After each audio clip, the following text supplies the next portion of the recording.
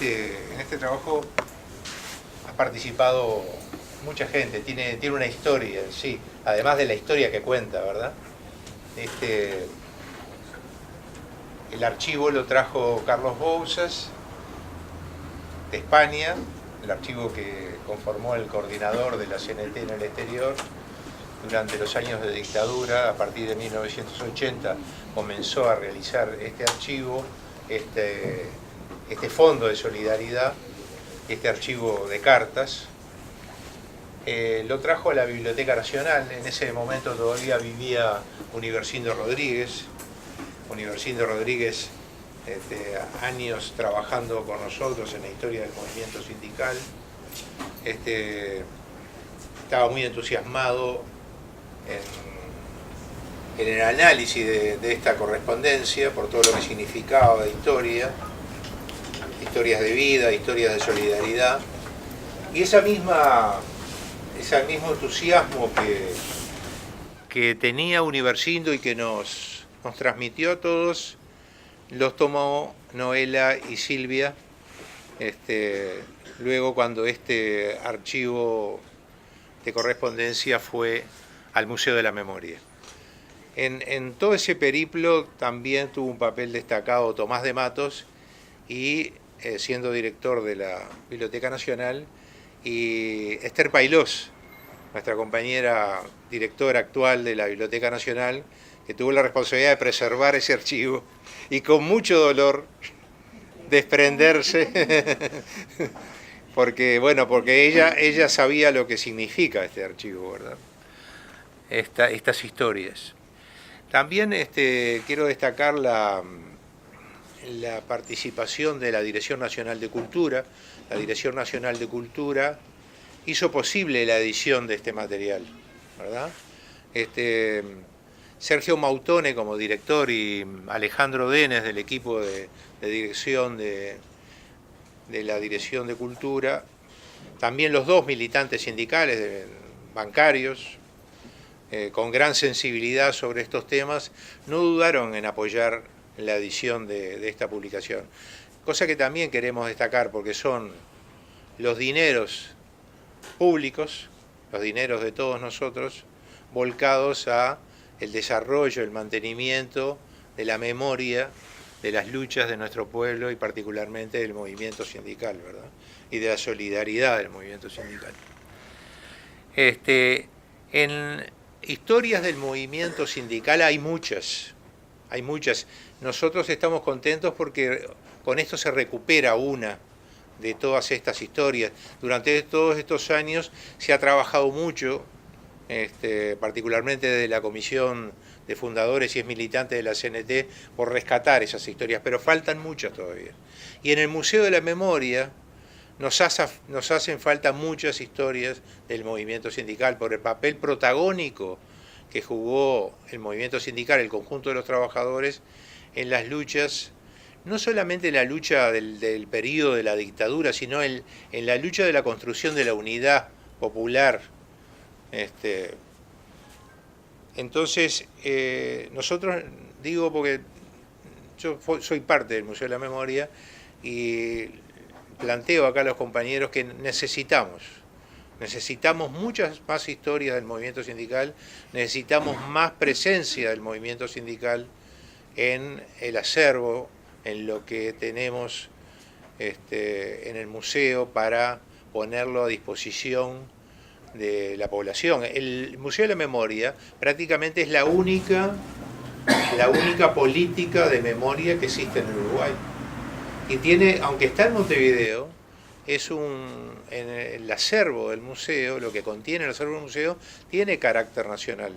Además de que el museo desarrolla actividades en todo el país y articula con muchos grupos de memoria, muchos grupos que trabajan la historia de las luchas de nuestro pueblo en todo el país. Entonces, quiero aprovechar también para decir eso, que el museo necesita una mayor presencia del movimiento sindical.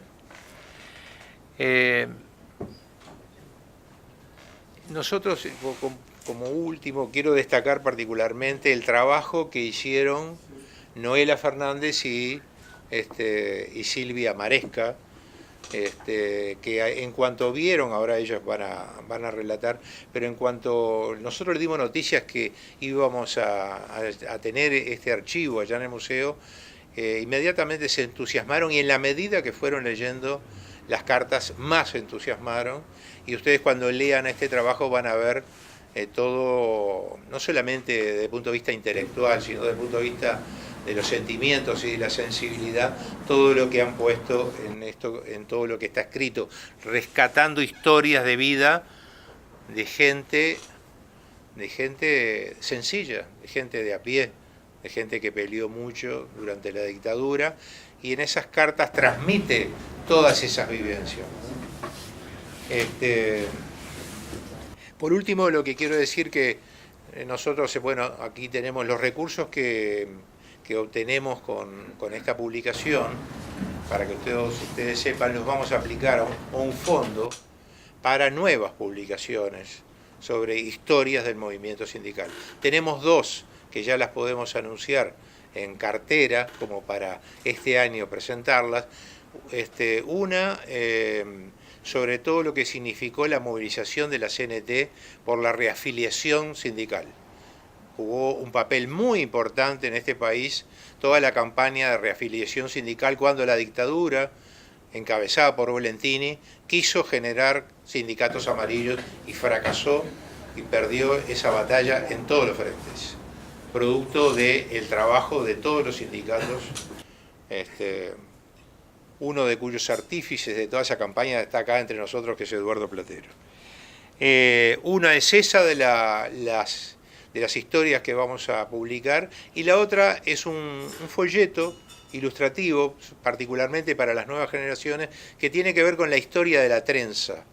La historia de la trenza es muy rica en el sentido del significado social, qué es lo que significa la unidad de esos tres colores en la trenza de la CNT, que las generaciones jóvenes muchas veces no conocen. Y para eso tenemos un material muy bueno, no solamente varios dibujos, sino del autor de la trenza, sino también tenemos el intercambio de cartas entre él y el Pepe de Lía, que eso también es un material que nos va a dar la verdadera dimensión de lo que significa la trenza como símbolo de la unidad del movimiento sindical. Bueno, dejo entonces acá a las compañeras en el uso de la palabra. Muchas gracias. Buenas noches. El conjunto documental que estamos presentando hoy, al que nosotros le llamamos, bueno, y ya ustedes le llamaban Fondo de Solidaridad de la CNT en el exterior, llega al museo en el 2015, entra como préstamo, en calidad de préstamo de Carlos Bouzas, y a través de la Asociación de Amigos del Museo de la Memoria. Y está compuesto por varias cosas. Tiene carpetas personales, que es lo que le llamaban el fichero. Cada una de esas carpetas pertenece a un preso político, y dentro de esas carpetas hay cartas, pero también hay fotografías, hay cheques, hay dibujos, postales. Además de eso también hay un bibliorato donde hay correspondencia entre los miembros de la CNT y de la CNT en el exterior con otros organismos que también estaban involucrados en estas tareas, como por ejemplo Amnistía Internacional, CIOLS, y además también listas de detenidos. Por lo tanto, es un archivo que va surgiendo como producto de un trabajo administrativo, ¿no? Un trabajo que se necesitó hacer para encarar esta tarea que ellos tenían que hacer. Entonces, estas cartas que aparecen en esas carpetas, funcionaban como acuse de recibo. Es decir, cuando se mandaba cheques hacia Uruguay, cada una de esas cartas, en respuesta a ese cheque, era lo que se utilizaba como acuse de recibo de haber recibido justamente ese cheque. Por lo tanto, un archivo que, como muchos archivos, surge como un trabajo administrativo, hoy en día tiene todas otras connotaciones, ¿no? Y otra relevancia. Cuando nosotros empezamos a trabajar con esta documentación, lo primero que empezamos a hacer es el trabajo de ingreso al inventario del museo, de la memoria, y el trabajo de descripción archivística. Pero inmediatamente que empezamos a hacer eso, empezamos a leerlas, no hubo otra que empezar a leer las cartas y empezamos, dejamos de lado la descripción y nos copamos leyendo las cartas, ¿no? Entonces ahí empezamos a utilizar, fue inevitable utilizar algunas de esas cartas en las visitas guiadas, porque nosotros además también hacemos las visitas guiadas en el museo, y también se pueden utilizar para las clases de historia, ¿no? Entonces también se empezaron a utilizar para eso, porque también las dos damos clases de historia. Y a partir de allí entonces nos pareció buenísimo que esto tuviera difusión, ¿no? Porque el museo tiene muchísima documentación de variadas características y que va creciendo cada día más a través de las donaciones o a través de los préstamos, pero aún necesita difusión. Si bien cada vez se consulta más la documentación del museo, aún falta difusión. Hay gente que ni siquiera sabe que todas esas cosas están en el Museo de la Memoria. Entonces nos pareció buenísimo, cuando surgió la posibilidad de hacer algo con esta documentación, empezar por este conjunto documental, ¿no? Entonces ahí surgió la idea de hacer alguna publicación. Este trabajo que estamos presentando no es una investigación histórica, ¿no? Sino que es una presentación de una documentación desde el punto de vista archivístico, ¿sí? Y es una documentación que es de muchísimo interés, que puede ser de interés para la investigación en varias disciplinas, no solamente en la historia, sino que se puede tomar desde varias disciplinas y que va a estar disponible en el museo. La mayor parte de la documentación que hay en el Museo de la Memoria es de acceso libre, pero en este caso, esta documentación tiene partes que van a ser de acceso restringido, porque como son cartas personales, que en su momento fueron escritas como cartas personales hacia destinatarios que a veces eran desconocidos, tiene datos sensibles. Por lo tanto, cuando nosotros escribimos estas cosas, pusimos muchísimo cuidado en que en las fotografías o en lo que decía no aparecieran nombres completos o datos personales. De repente aparece un nombre pero no el apellido. Los nombres que aparecen son o los de los miembros de la CNT o de los españoles que colaboraban en esta tarea, ¿sí? Por lo tanto, en ese sentido, cuando esta documentación tenga acceso, ¿no? Porque aunque aún todavía no están definidos totalmente los criterios de acceso que va a tener el museo, pero cuando eso se haga, se van a tener en cuenta las leyes de acceso a la información, pero también las leyes de protección de datos, ¿sí? Esta documentación está actualmente en proceso de inventario y recientemente también se empezó un trabajo de digitalización, un proceso de digitalización que está buenísimo porque va a permitir mejorar las condiciones de conservación de la documentación, porque implica que las cartas que están en peores condiciones, si bien la documentación está en buena condición, ¿no? Están bien, pero la conservación depende de la calidad de los papeles, la calidad de las tintas que fueron utilizadas. Entonces la digitalización va a permitir que no se tengan que manipular para la consulta. Entonces también la digitalización permite mejorar las condiciones de acceso. Así que en eso estamos en este momento con respecto a esta documentación. Bueno, y yo voy a contarles un poquito en qué consiste ese material, esas cartas que nosotros nos encontramos ahí con Silvia cuando empezamos a hacer este proceso de, en principio, como Silvia decía, solamente de inventariar y organizar para ponerlo al servicio del archivo. ¿Qué pasó? Cuando empezamos a leer, nos dimos cuenta que era un material tan rico que era imposible no detenernos en cada una de esas historias. O sea, nos fascinamos, nos enamoramos de eso. entonces cuando se dio la posibilidad de que se pudiera publicar, nosotros dijimos, bueno, lo primero que queremos dejar en claro que esto no es una investigación histórica, esto es un relevamiento archivístico que nosotros hacemos con el objetivo de darlo a conocer.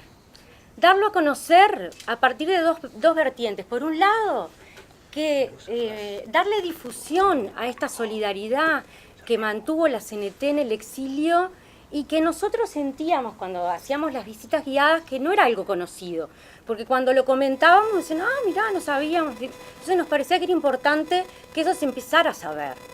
Y por otro lado, y que me parece uno de los lados más ricos de esto, era empezar a conocer los relatos, las narrativas, las impresiones personales que se dejan ver a través de esas cartas. Porque una de las cosas los privilegios que tuvimos con Silvia fue poder estar en contacto con la carta. Yo miro al auditorio y veo una cantidad de gente que seguramente escribió muchas cartas, pero a nosotros nos pasó que la carta no es un objeto conocido para nosotros. Entonces, claro, en cada carta que nosotros veíamos, ahí hay eso, un amor y un cariño y un tiempo también. Porque las cartas muchas veces dicen, me llevó varios días hacerlo, la tuve que transcribir para que la letra fuera clara, espero que me digas, que me contestes si se entiende lo que estoy diciendo, si no, en la próxima la mando a máquina. O sea, toda una cantidad de cosas que nos daban a entender que había puesto mucho compromiso y mucho amor en eso.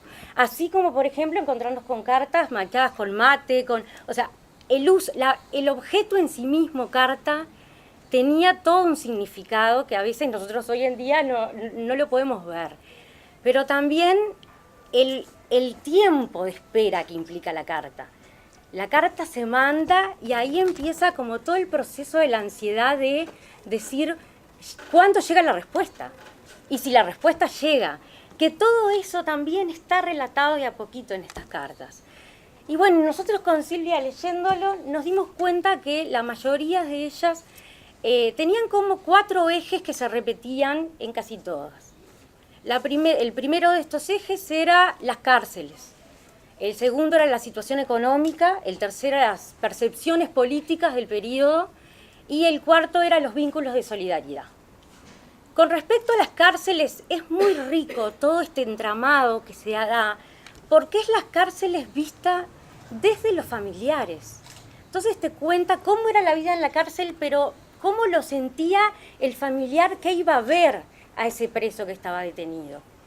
Y aparte, hay otra cosa que es maravillosa, que cuentan todo el peregrinaje de ir a la visita. Un peregrinaje que no empieza solamente con el día de ir a ver, sino con todo ese previo proceso de armar el paquete.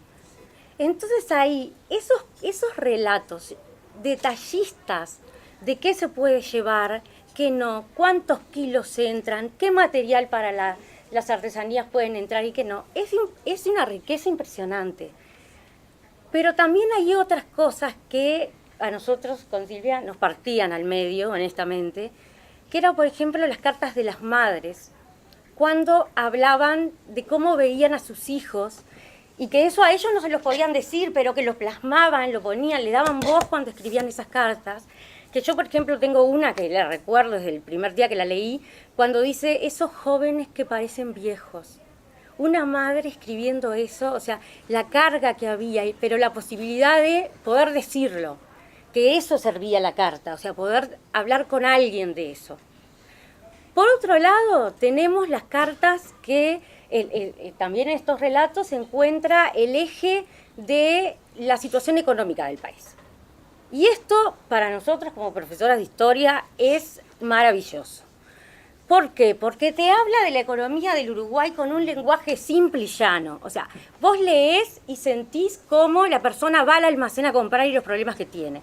Obviamente habla de la desocupación, la inflación, el quiebre de la tablita, por supuesto, pero además te hace una explicación de cuánto sale cada cosa que compra. La yerba, el boleto, el aceite, lo que sea. Pero ellos estaban escribiendo cartas a españoles que no sabían cuánto sabían sobre la realidad del Uruguay, tienen la necesidad de explicarle exactamente cuánto salen las cosas en relación con el salario. Entonces son magníficas para el estudio de ese momento y nos alejan de la frialdad de las cifras económicas, que el índice y que esto, que para los chiquilines en clase es imposible entender. Y después viene el eje de la política. El eje de la política es el que tiene una variación a través del tiempo. En las primeras cartas del 80, 81 es el gran ausente, no aparece, no está. Se hablan de cosas personales, pero jamás se hace ninguna mención a la política. ¿Cuándo empieza la política? A partir del 83. El 83, bueno, claro, se empieza a vivir la apertura y le empiezan, hay como una idea, es como un aire que recorre el país que lo empiezan a plantear. Pero además sucede que en el 83 es el momento en que se enteran que quienes les mandan el dinero es la CNT. Y entonces cuando se enteran que es la CNT la que manda el dinero, explotan los análisis políticos. Aquello es un relato constante. No sé si los análisis, pero sí la descripción. Y la riqueza descriptiva. Ustedes no saben lo que es, por ejemplo, el acto del Obelisco, el acto del 1 de mayo del 83, que se cuenta cuánto duró el discurso, de qué hablaron en cada momento, quiénes estaban, o sea, todo detalle por detalle. Eso es riquísimo. Con quiénes se encontraban. Y sobre todo eso, además, lo que tiene de magnífico es que te lo dicen desde qué me pasó a mí, qué le pasó a esa persona que estaba ahí. O sea, me encontré con fulanito, me cansé porque estuve pila de tiempo parada, me pasó esto o lo otro. Y además te cuentan el después, el otro día, cuando se encontraban con los demás en el trabajo, cuando veían lo que salía en la prensa. O sea, todo eso es de una riqueza. Y además me parece que es de esos testimonios que son sumamente subjetivos, sumamente emocionales, pero son claves para después reconstruir la historia y utilizarlos y valerse de ellos. Y el último punto, pero no por ello menos importante, es el vínculo de solidaridad. Ahí nosotros lo que notábamos siempre era mucho agradecimiento. Pero no agradecimiento, gracias por este cheque que nos llega. No, eso no. Eso se ponía en una línea. Recibimos el cheque, muchas gracias. Las cartas después hablaban de todos asuntos personales. Era un agradecimiento por sentirse acompañados. Era un agradecimiento por saber que alguien estaba ahí. Por momentos nosotros decíamos, es como que se formó una red de contención a través de estas cartas entre los presos, entre la familia principalmente, y nosotros creemos también entre los compañeros que estaban en el exilio haciendo esto. O sea, fue como un colchón en donde sostenerse en tiempos tan oscuros para el país. Y entonces, para terminar ahora, a mí me gustaría, hay una carta que después que se enteran que es la CNT quien lo dice, que con palabras muy sencillas, yo creo que resume un poco todo lo que es este acto que hizo la CNT a través del Fondo de Solidaridad en el Exilio, que fue gracias porque no nos dejaron solos.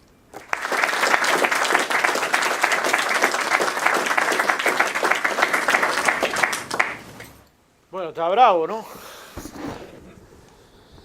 Parece que esta tarea que me dieron no está fácil. Yo conversé hace mucho tiempo, no sé si más de 10 años, con Bouza sobre estas cartas. Recuerdo que dedicamos un par de horas, él dedicó a explicarme un poco la historia de las cartas, que estaba muy difusa en mi cabeza, como otros procesos tan difusos, el proceso de reorganización.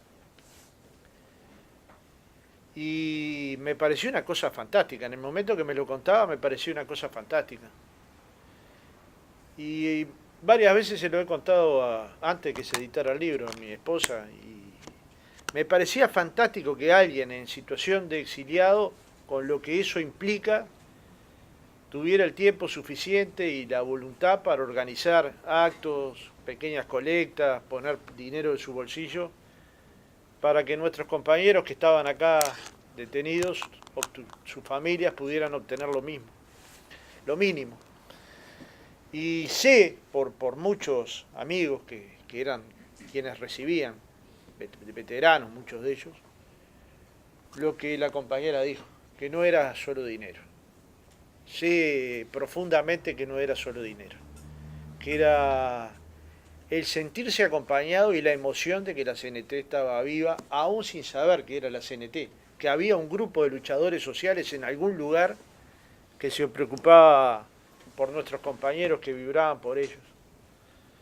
Yo siento que el Uruguay es uno de los países del mundo, sé que es uno de los países del mundo que ha logrado colocar en las distintas ciudades, y en particular en Montevideo, las más diversas marcas de que el movimiento sindical luchó durante la dictadura.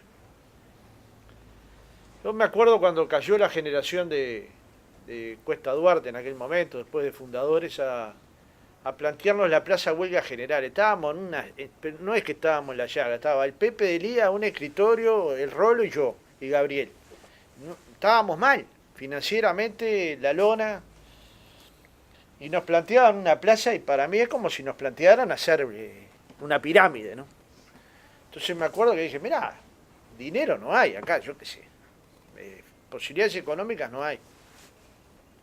Y no me acuerdo muy bien si fue Turiansky que dijo, el dinero lo conseguimos nosotros. Y me acuerdo que me acerqué y le dije a Pepe, esto es una tarea imposible. Dice, no te creas, chiquito. Él a los más jóvenes le decía chiquito, aunque ya fueras más o menos veterano, ¿no? Si eran más joven que él, te decía chiquito. Y más a Gabriel que a mí, era un poco más joven. La cuestión que al tiempo estaba la playa, y además les había sobrado dinero, o sea que habían pedido un poco de más, y trajeron los bustos de Cuesta y de Duarte que todavía nos acompañan. Y entonces a partir de ahí percibí que era posible seguir colocando pequeñas cuestiones. Y ahí está la Plaza Mártires de Chicago, donde hacemos el acto del 1 de mayo. ¿Cuántos lugares en el mundo tendrán una Plaza Mártires de Chicago? Y ahí tenemos la Plaza Gerardo Cuesta. Y ahí en el puerto, en la entrada del puerto, cerca del Ministerio de Turismo, tenemos el monumento a Félix Díaz y a La Roca. Y la Plaza Huelga General homenajea a esos 15 días que yo creo que fueron de mucha lucha y de mucha honra. No es que ganamos, porque no todas las cosas se pueden medir en ganar o perder, es que marcamos a fuego al país. Y digo marcamos, aunque obviamente no fui yo un huelguista, sí un hijo de huelguista, porque creo que efectivamente, como lo traduce, creo que muy bien en el libro que coordinó Álvaro Rico, fueron 15 días que estremecieron al Uruguay. Y después vinieron las marcas de la memoria, y por donde uno va, por suerte, puede ver esas marcas. Yo cada tanto voy y me siento en alguna, me gusta, la que más me gusta es la de Plaza del Entrevero, no sé por qué, pero voy y me siento ahí un rato. Y realmente creo que estas son cosas que el movimiento sindical tiene que hacer. Nosotros somos hijos de una generación que ni más ni menos construyó la unidad sindical. Yo vengo ahora del OIT. El OIT ahora las jornadas son como de 11 horas. Esos suizos han perdido la cabeza. Hasta se perdió la jornada de 8 horas y son jornadas de 11 horas. Pero igual queda un rato. En ese rato, conversando con el doctor Zapirán, capaz que me mata por contar esto, pero bueno, me matará después, no antes.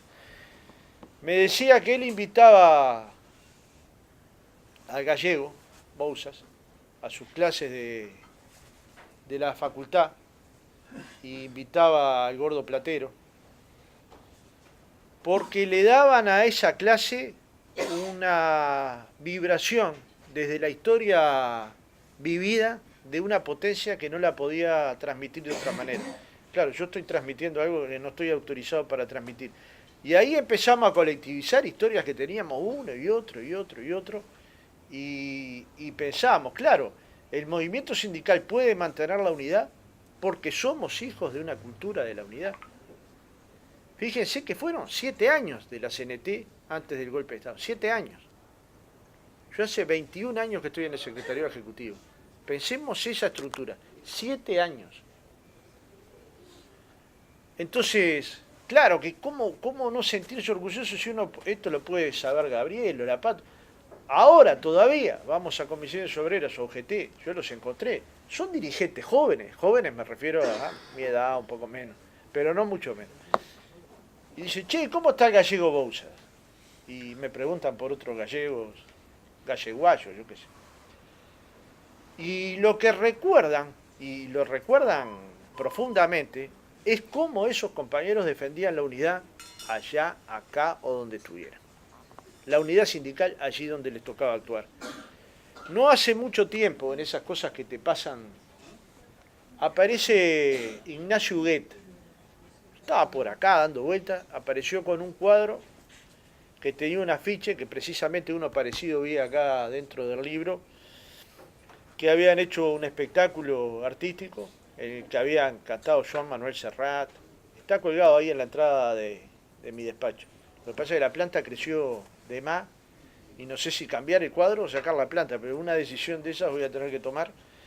Y eso era que había que conseguir los artistas, que alguien prestaba el audio, que alguien ponía unos vintenes para hacer esa colecta y que esa colecta se traducía en estos cheques que después llegaba a nuestros compatriotas. Que esa historia se haya documentado, yo creo que es otra marca de la memoria. No es una piedra, no es un monumento, no es una plaza, es un libro, con el valor que un libro tiene para cualquier ser humano en cualquier lugar allí donde se encuentre. Y son cartas de un valor brutal. Yo las vi en la época del Llano. El Llano las quería más a las cartas que a él mismo. Es así, ¿verdad? Y a mí me emocionaba, porque claro, yo las leía también y había estado medio en el lío de muchacho chico. Y claro, son esas sensaciones. Yo vi como en el Uruguay se generaron amistades de hijos que iban a ver a sus padres juntos. No sé, el caso de Humberto con el hijo de varios compañeros. Yo conozco el caso de Humberto simplemente porque militamos juntos en la FEU. Y algún palito que otro nos llamábamos por nabo, pero éramos jovencitos y medio inexperientes y con poca experiencia previa. Y se hicieron muy amigos de Tulbovich, que a la vez iba a ver a su padre. Y esos vínculos todavía permanecen vivos, estables, pujantes, transformadores. Entonces, claro, yo parto de esta base. No hay orgullo más grande que pertenecer a esta casa y ser hijo de una generación. Nosotros sentimos a nuestro viejo, nuestro jefe, independientemente de que no nos den órdenes. Porque la jefatura no es un acto de dar órdenes, es un acto de hacer ver el respeto. Y eso yo creo que nos dejó esta generación, estas cartas, lo que nuestros compañeros padecieron en las cárceles, en el exilio, nuestros compañeros que todavía aún no hemos encontrado, pero que ni un solo día de nuestras vidas hemos dejado de reivindicar su búsqueda y de reclamar verdad, justicia y nunca más. Y una marca de este tipo ojalá llegue a todos los trabajadores, y sobre todo a los trabajadores jóvenes, porque tienen tantos sueños como nosotros, pero los manifiestan de otra manera, lo sienten de otra manera, lo expresan de otra manera, pero respetemos esa forma de sentir, porque probablemente de alguna de estas cartas algo agarren para actuar en forma similar, en forma solidaria, en forma humanista, dando lo que casi uno no tiene. Yo una de las historias más ricas que tengo de un armenio que murió con 102 años, no puedo expresar su apellido porque es de los armenios con apellidos más extraños, pero era muy amigo de mi familia, que había puesto un almacén, era peluquero, se había jubilado y había puesto un almacén con el único objetivo de darle paquetitos a estas personas que sabían milimétricamente qué llevar. Entonces, digamos, cuando vos escuchás esa historia de alguien que murió con 102 años, el espíritu se te llena, ¿no? Se te llena de sentir que es grande la CNT, que fue grande la CNT, que es grande la CNT, que la unidad sindical no es solamente la unidad en la lucha, también es la unidad cuando se está mal, también es la colecta cuando a un compañero le falta algo, también es esta colecta cuando los compañeros estaban en prisión y en malas condiciones, también es haber reconstruido nuestra central sindical después de la dictadura, también es haber estado parado en ese acto del 80, en el plebiscito del 80, en el acto del 82, en el 1 de mayo del 83, en el 1 de mayo del 83, en la elección del 82. Tuvimos el privilegio de llevar a Gabriela a votar en la elección del 2005 a Pepe Delía. y hay que ver con la alegría que salió de votar. Y sabía que probablemente esa fuera su último acto cívico. Lo sabía, era bastante consciente de... Entonces, muchas gracias a las compañeras Noelia y Silvia, al Museo de la Memoria. Mi infinito agradecimiento a quienes han construido la unidad sindical a lo largo de 50 años. Y sobre todo mi agradecimiento que una nueva marca de la memoria, por ahí andaba la gallega, quede instalada en nuestra sede y en nuestras almas. Estas memorias siempre quedan grabadas en las almas. Gracias, muchas gracias.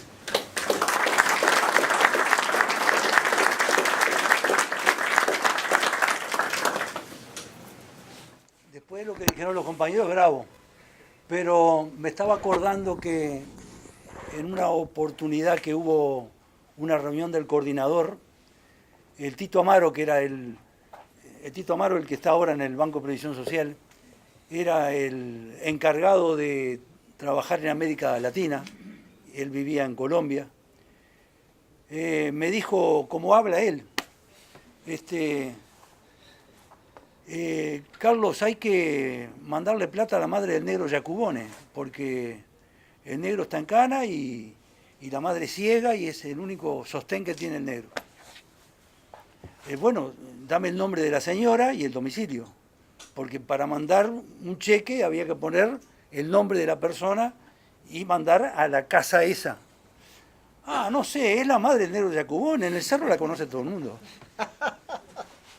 Entonces, con ese dato, escribimos una carta. Señora mamá del negro Jacubone. Dijo, vive atrás de la cancha de Cerro. Santín Carlos Rossi, detrás de la cancha de Cerro, Montevideo, Uruguay. Y le dijimos que queríamos tener el nombre de ella para poderle ayudar. A los 25 días recibimos la carta de respuesta de la señora. Yo siempre digo, a ese cartero hay que salir a buscarlo, porque demuestra lo que es la solidaridad. Ese hombre que recibió esa carta y la entregó en aquel lugar. Eso es una maravilla. Ejemplos de esto, ellas dijeron muchos, hay a patadas. Digo, ¿cómo conseguir la plata? Y bueno, una de las tareas que nos habíamos fijado en el coordinador cuando se formó era tratar de que aquella gente que se había ido del país enojada, insultando al país, volvieran a ser uruguayos y trabajaran por la positiva para terminar con la situación que estaba viviendo el país. Y una forma era, vamos a suscribir para poner dinero para poder ayudar a los presos. Esa era una forma. Otra forma era conseguir que algunos gobiernos europeos, Holanda, Daniel, Suecia, una iglesia de Suiza, las centrales sindicales con las que trataba Daniel y Vilaró, que estaban ubicadas en Bélgica, las centrales sindicales nacionales, la organización maravillosa que tenían los uruguayos en México, enseñarle a los españoles a comer chorizo fresco al pan, porque ahí el chorizo se comía nada más que seco, y entonces íbamos a las fiestas que se hacen, y entonces vendíamos chorizo fresco al pan. Importar yerba para que la gente pudiera tomar mate, y al mismo tiempo aportar a dinero. Aquel lo sabe bien. Editar casetes con música popular uruguaya y salir a venderlo por ahí. Y eso hacía que se juntara la gente y se sintieran que era necesario ¿cómo se puede decir? Que lo que nos estaba impidiendo ser felices era esa porquería de gobierno que teníamos acá. Y entonces, eso también se hizo de afuera. Llegamos a funcionar 36 comisiones de la CNT en el exterior, abarcando todos los continentes. Había en Europa, en Asia, en África, y en las dos Américas. Y entonces eran centenares y quizás hasta miles de compañeros que un día a la semana por lo menos iban a ver qué novedad había, qué se podía hacer, qué cosa, cómo conectarse con el movimiento sindical, cómo hacer para agrandar la colaboración de los uruguayos que estaban en el exilio o que se habían ido por razones económicas. Era una tarea que realmente dio resultado, porque no solamente desde el punto de vista económico, que fue mucha plata, la que se envió y a bastante gente, sino porque cambió la idea de un montón de gente que vivía en el exterior y ayudó a levantar, como lo explicaron bien las compañeras, a levantar el ánimo junto con las cosas que estaban ocurriendo aquí adentro, porque no es moco de pavo la derrota de la reforma constitucional del 80, las elecciones internas de los partidos políticos del 82, el 1 de mayo del 83, que es una cosa impresionante. A partir del 1 de mayo del 83, eso que decía ella, de los informes políticos que mandaban para decir recibí el cheque, además de decir recibí el cheque y acá esto va en situación porque acá va a pasar lo mismo que en la Argentina, que no sé qué, y decían y opinaban. ¿Y cuál fue la virtud? Tanto la que tuvo el Llano, que perseguía el Llano, como la que concretaron ellas. La virtud es que tenemos un librito con la historia de una parte de la vida del país escrita por la gente sencilla. Es decir, la mamá del preso, el hijo del preso, el papá, el hermano, la hermana, la señora, la novia. Y ellos daban sus opiniones y ellas lo sintetizaron y sacaron este documento que para mí es una cosa excepcional. Y una aclaración última por lo que dijo Jorge al principio. Yo no traje ese fichero al Uruguay. El fichero era del organismo coordinador de la CNT para las actividades en el exterior. Y el gobierno socialista español de la época tuvo la delicadeza de agarrar las 5 cajas y enviarla por correo diplomático y se la entregaron aquí al PIT-CNT en el año 1985. Después anduvo dando vueltas porque no se sabía bien qué hacer con eso, hasta que apareció el Llano y dijo, pero esto es una maravilla. Y entonces empezó a trabajar en serio con aquello, que la única finalidad que tenía al principio era que si cuando volvíamos alguien nos preguntaba, che, ¿qué hicieron con la guita? ¿No? Entonces por eso guardábamos las cartas. Recibí el cheque, recibí el cheque, recibí el cheque. Pero además de decir recibí el cheque, decían de todo. Y era gente muy sencilla que estaba... yo creo que nunca se escribió un libro de historia así. La felicito. Gracias.